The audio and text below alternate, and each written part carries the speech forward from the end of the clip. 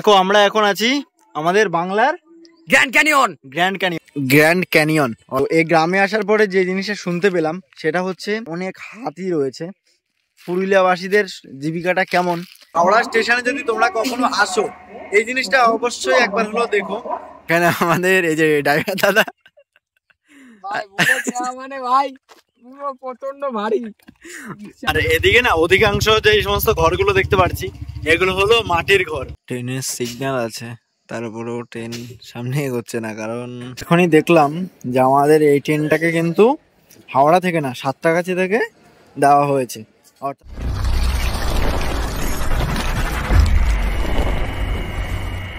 High, কেমন আছো তোমরা? আশা করবো খুব ভালো আছো, সুস্থ আছো। আজ 28শে ফেব্রুয়ারি বেরিয়ে পড়লাম আরো একটি নতুন গন্তব্যে। আজকে আমরা জার্নি করতে চলেছি হাওড়া থেকে মেদিনীপুর, আর মেদিনীপুর থেকে তোমাদের একটা স্পেশাল জায়গায় নিয়ে যাব, সেটা হলো গড়বেতা রোড।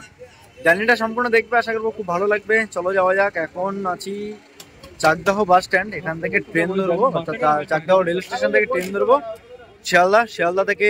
এরপর আমাদের গন্তব্য হবে হাওড়া।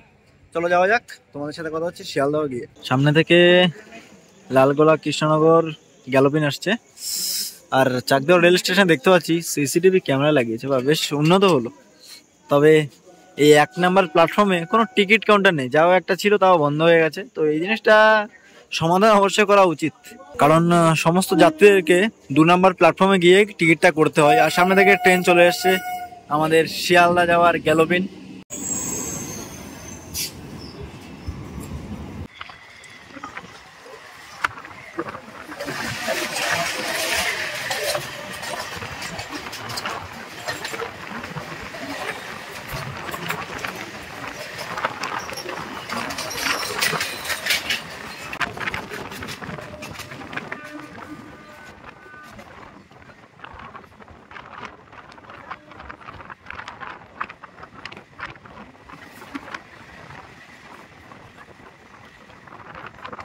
এটা হচ্ছে শিয়ালদা স্টেশন।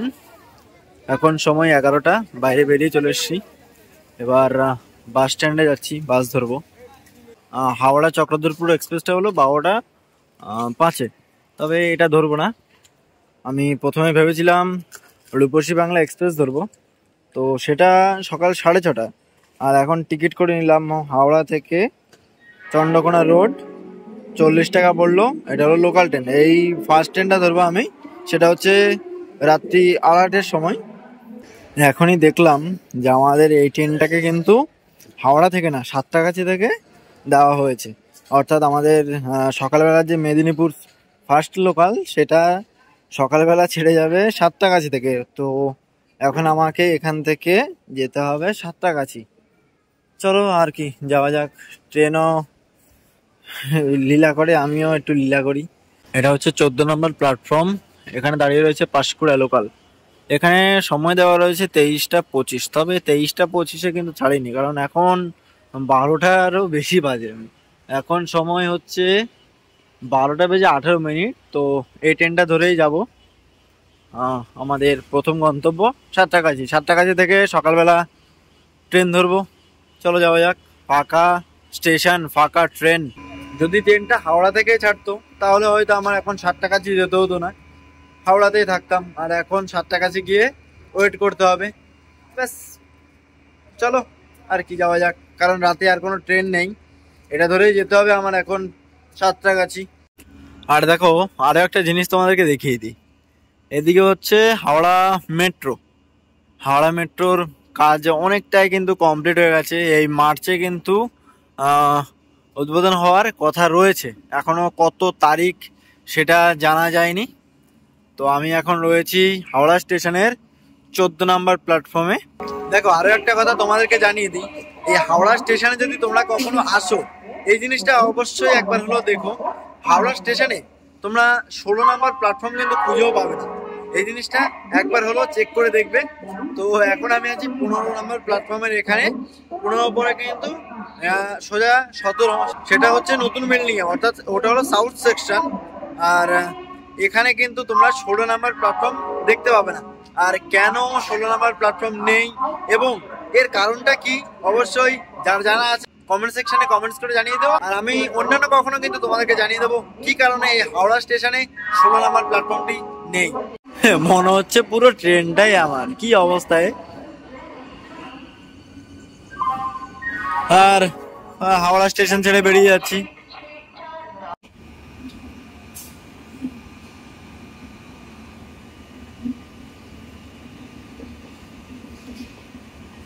পাশাপাশি দুটোই লোকাল। আমাদের এটা হলো পাঁশকুড়া আর এটা হলো মেচেদা। এখন আছি সাঁতরাগাছি রেলওয়ে স্টেশনে, ওভারব্রিজে আছি। তো নিচে যাব, ট্রেনের জন্য ওয়েট করব। এবং ট্রেন এখান থেকে ছেড়ে যাওয়ার সময় তিনটের সময় ছেড়ে যাবে আমাদের মেদিনীপুরের ফার্স্ট লোকাল। ওয়েট করব, তারপর তোমাদের সাথে কথা হচ্ছে। চলো, টাটা। कृपया ध्यान दें, गाड़ी संख्या 38801 अब Howrah Medinipur galloping local platform क्रमांक 4 पर आ रही है।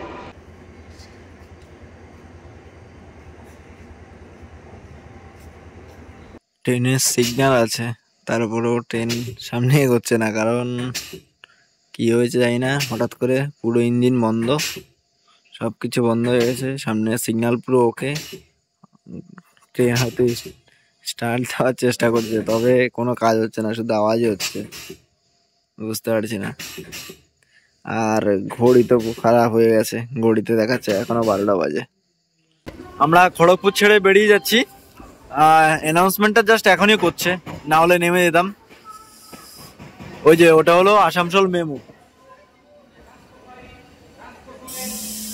বাহ,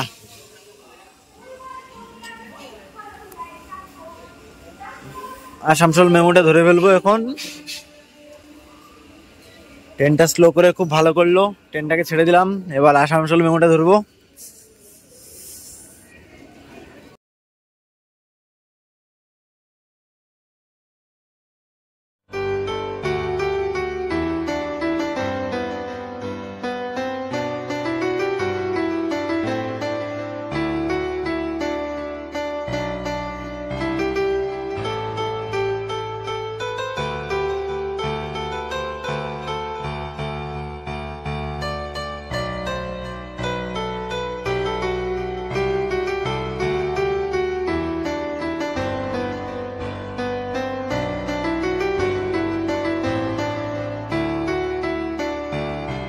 ফাইনালি এসে পৌঁছে গেছি চন্দ্রকোনা রোড। এবার এখান থেকে বাস ধরবো, বাস ধরে যেতে হবে গড়বেতা। বাস স্ট্যান্ড একদমই পাশে আছে, কারণ মেন রোডটা পাশে। এখান থেকে মেন রোডে গেলেই কিন্তু তোমরা গড়বেতা যাওয়ার বাস পেয়ে যাবে। চলো যাওয়া যাক। স্টেশনের বাইরে কিন্তু রয়েছে টোটো।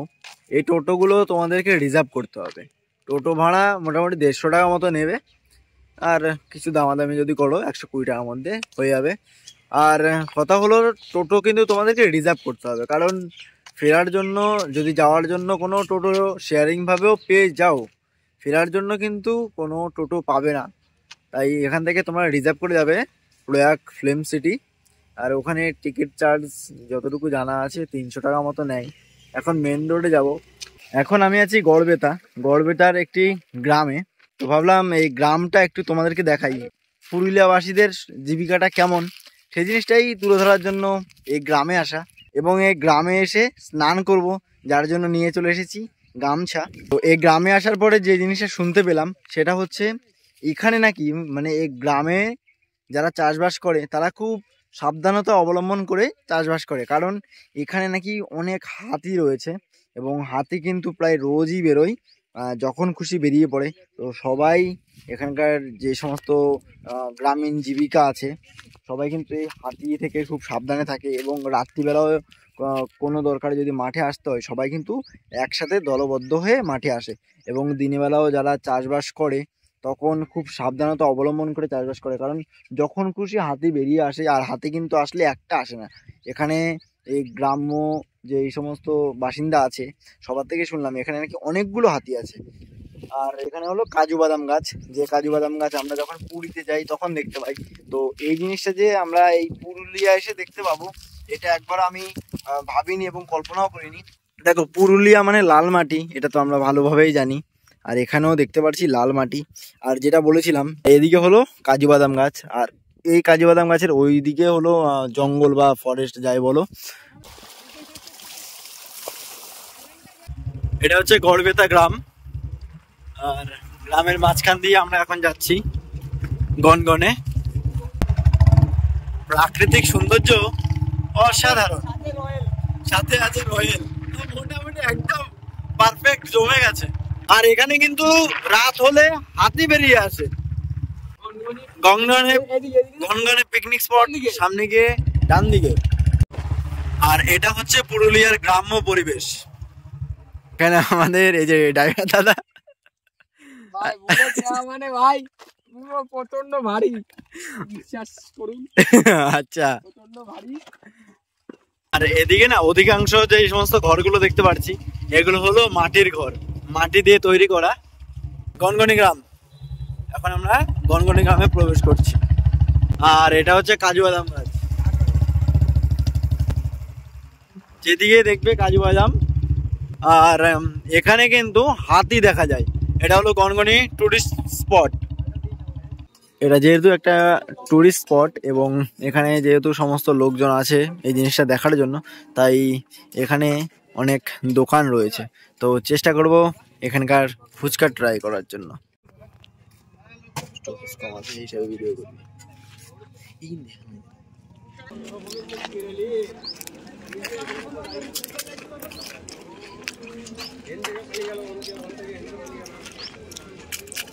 ফুচকা খাওয়া সম্পূর্ণ হলো।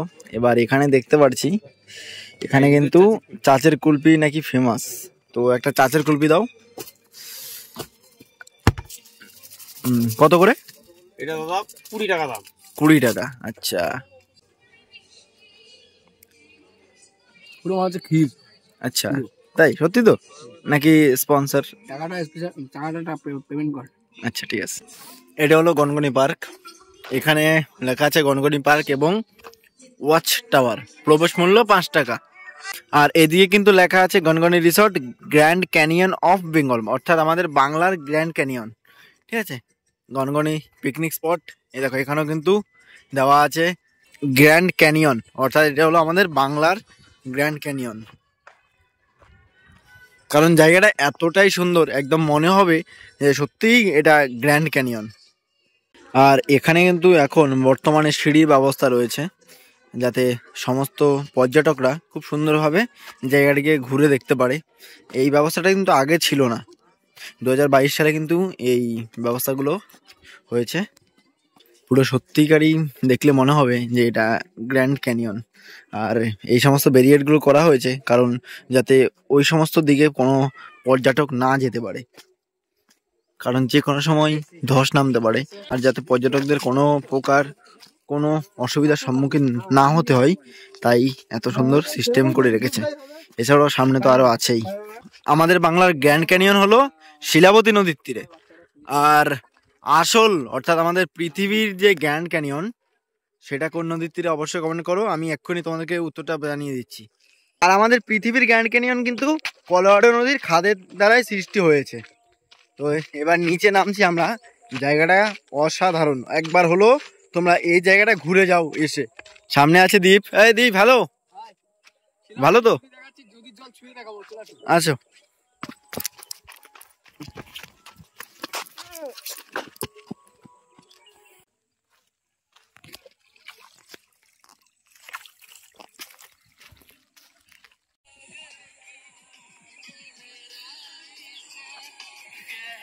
দেখো আমরা এখন আছি আমাদের বাংলার গ্র্যান্ড ক্যানিয়ন। আর প্রথমে যে কিরণমালা সিরিয়াল হয়েছিল, সেই কিরণমালা সিনেমার বা সিরিয়ালের শুটিং স্পট এখানে হয়েছিল, বাট ওটা ক্ষয়প্রাপ্ত হয়ে গেছে। হ্যাঁ, ক্ষয়প্রাপ্ত হয়েছে, ঠিক আছে, কিন্তু শুটিং স্পটটা এই জায়গাটাই। অয় কোটিমা, সেই কিরণমালার রাক্ষসী রানী আর কি। এটাই সেই রাক্ষসী রানীর মরে যায়। রাক্ষসী রানী কি এটা? গুহা। রাক্ষসী রানীর গুহা হলো এইটা। তো আমরা এখন এখানে আছি। দেখো, শুটিং করার সময় কিন্তু জায়গাগুলো চেঞ্জ হয়ে যায়। রাক্ষসী রানীর এটা হলো গুহা, আর এটা আমাদের 7-8 বছর আগে শুটিং হয়েছে। আর এটা হলো আমাদের বাংলার গ্র্যান্ড ক্যানিয়ন। মানে আর আমার সাথে আছে আমার খুব প্রিয় বন্ধু, ও সরি দাদা, আচ্ছা দাদা না বন্ধু, বন্ধুর মতনই দাদা। ওই আমি প্রদীপের, ওই আমি প্রদীপের, ওই আমি প্রদীপের। আহারে চোখের পানিতে বোকটা বাইসা যা। তো যাই হোক, হ্যালো বন্ধুরা, এটা সেই গনগনি, এটা হচ্ছে বাংলার গ্র্যান্ড গ্র্যান্ড ক্যানিয়ন বাংলার। আর এটা হচ্ছে গড়বেতা থানার অন্তর্গত একটা জায়গা, মানে খুবই বিখ্যাত একটি পর্যটকরা আসে এখানে শুটিং করতে। কিরণমালা শুটিং হয়, कुछ ज्यादा नहीं हो गया मतलब कुछ भी কিরণমালা শুটিং হয়, হয়েছিল। শুটিং হয়েছিল। আর ওই কদিন আগে ইউটিউবার SRK শঙ্করও এসছে এখানে শুটিং করতে, ঠিক আছে। তো বিভিন্ন মানে শুটিং আসে, পর্যটকরা আসে, আর পর্যটকরা দেখতেই পাবে। একটু দেখিয়ে দাও ওইদিকে পর্যটক, ওই জায়গায় এখন অনেকই আছে ওই মাথায় পর্যটকরা, ঠিক আছে। যাই হোক, এখন আছে এদিকে আনাচে কোনাচে সবাই পর্যটকরা আছে, হ্যাঁ, চড়ে বেড়াচ্ছে। তো যাই হোক, এটা খুবই একটা বাংলার গ্র্যান্ড ক্যানিয়ন, অর্থাৎ বাংলার খুবই একটা বড়, দারুণ। যেহেতু পৃথিবীর গ্র্যান্ড ক্যানিয়ন সেটা আমেরিকায়, আর এটা আমাদের বাংলার, কিন্তু মেনটেন করা খুবই দরকার। ভাইকে বলেছিলাম আমার দিদাবাড়ির পাশে, মেদিনীপুর দিদাবাড়ির পাশেই হচ্ছে এই জায়গাটা গড়বেতা। তো বলেছিলাম ভাই চলে আয়, হ্যাঁ দেখবি তোকে একটা জায়গায় নিয়ে যাবো। তো ভাই চলে আসলো। আর দেখো তোমরা ভিডিওতে, তোমরা যারা যারা আসতে পারোনি, এই প্রতিবেদন যারা দেখছো তারা অতি অবশ্যই একবার এসে ঘুরে যেও। আর দেখো, তোমাদেরকে প্রথমে বলেছিলাম তোমাদেরকে প্রয়াগ ফিল্ম সিটিতে নিয়ে যাব, তবে ওই জায়গাটায় যাইনি। অনেকের মুখে শুনেছি, এবং এর দিদাবাড়ি যেহেতু কাছে, তাই শুনলাম জায়গাটা নাকি অনেকটাই প্রায় ধ্বংসপ্রাপ্ত। তাই ওই জায়গাটায় না গিয়ে ভাবলাম তোমাদেরকে আমাদের এই বাংলার গ্র্যান্ড ক্যানিয়নটা ঘুরে দেখাই। তো তোমরা চাইলে কিন্তু ওই জায়গাটায় যেতে পারো। ওখানে 300 টাকা নাকি 300 টাকার টিকিট মূল্য। এছাড়াও ভিতরে একদম, এছাড়াও এখান অর্থাৎ স্টেশন থেকে, চন্দ্রকোনা রোড স্টেশন থেকে তোমরা যদি টোটো করে যেতে চাও, এক্ষেত্রে তোমাদের টোটো ভাড়া পড়বে 150 টাকা, রিজার্ভ টোটো। তো তাই জন্যই কিন্তু এই জায়গাটায় ঘুরিয়ে দেখালাম তোমাদেরকে। সন্ধে হতে না হতে এই জায়গাটা এত সুন্দরভাবে জমজমাটি হয়ে উঠেছে। তো গাইজ, এখন ঘড়িতে সময় কটা বাজে? 10টা। এখন ঘড়িতে সময় 10টা বেজে 13 মিনিট। আমরা হঠাৎ হাতির সন্ধান পেলাম, তাই এখন হাতি দেখতে যাচ্ছি। এখন আমরা হাতি দেখতে আসলাম। এই হলো দ্বীপ। আর হাতি আগুনকে ভয় পাই, তাই এখানে আগুন জ্বালানো হয়েছে। আর ও যে দূরে দেখতে পাচ্ছ আগুন, ওদিকে রয়েছে হাতি। হাতিকে তাড়ানো হচ্ছে একটাই কারণ, এখানে ফসল রয়েছে মানে আলু। তো রাত্রেবেলা এসে হাতি মানে এই আলুগুলো সমস্ত খেয়ে নেয়। তো যার জন্য মানে এখানে আজকে হাতি দেখতে পেয়েছে কিছুক্ষণ আগে। তো এই হাতিটাকে আর কি দূরে তাড়ানোর জন্যই এই সমস্ত জিনিসগুলো করছে। আমরা এখন যাচ্ছি চাতালে। এটা আর এখন যে জায়গাটা যাচ্ছি মানে জায়গাটার নাম হলো চাতাল। ওখানে রয়েছে পরিত্যক্ত এয়ারপোর্ট, আর এটা ইংরেজদের আমলের এয়ারপোর্ট, এখন বর্তমানে যেটা বন্ধ আছে। আর সেই জিনিসটাই তোমাদেরকে আমরা দেখিয়ে দেবো। ফাইনালি আমরা এসে পৌঁছে গেছি চাতালে। এটাই আর কি এয়ারপোর্ট ছিল আগে, এখন এটা হলো পরিত্যক্ত এয়ারপোর্ট। তো এই জায়গাটা আমরা ঘুরে দেখব। যেহেতু আজকে আমাদের সাথে রয়্যাল নেই, তাই রয়্যালের ছোট ভার্সনটা নিয়ে চলে এসেছি আমরা। জায়গাটা খুবই সুন্দর, আর জায়গাটা দিনের বেলা যতটা সুন্দর, রাত্রিবেলা কিন্তু ততটাই ভয়ানক, কারণ এখানে হাতি বের হয়। তোমাদেরকে তো বলা হয়নি, এখন আছি মামা বাড়ি। চা নিলাম, শরীরটা অনেক খারাপ হয়ে গেছে কারণ হাতি তাড়া খেয়েছিলাম। আমার ভুল হচ্ছে, ক্ষমা করতেন। ট্রেন জার্নিতে চা হয়, এখন মামা বাড়ি আছি, তাও চাটা হচ্ছে রাত্রিবেলা। সময় 8টা বেজে 11 মিনিট। সামনে থেকে আসছে ওয়াক 4 হাওড়া সুপারফাস্ট।